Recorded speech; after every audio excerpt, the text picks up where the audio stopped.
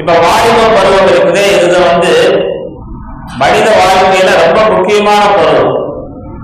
உலகத்துடைய விஷயத்திலும் சரி, மார்க்க விஷயத்திலும் சரி. நபி ஸல்லல்லாஹு அலைஹி வஸல்லம் அவங்க இந்த தீனை கொண்டு போய் மக்களுக்கு சேர்க்கும் போது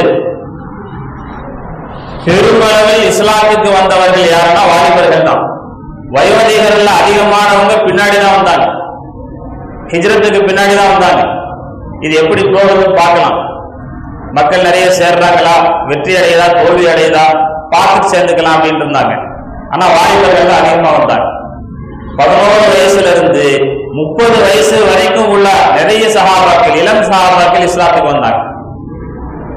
ஏன்னா இளைஞர்களுக்கு ஒரு விஷயம் புதுசா வருது அப்படின்னு சொன்னா அதுல ஈடுபடணும் ஒரு ஆர்வம் இருக்கும். என்னன்னு பாத்திரலாம், அதுல என்ன கிடைக்குது பாத்திரலாம் அப்படின்னு தைரியமா இறங்கிடுவாங்க. குல்லு ஜதீதின் லதீதுன்னு சொல்லுவாங்க அரபியில.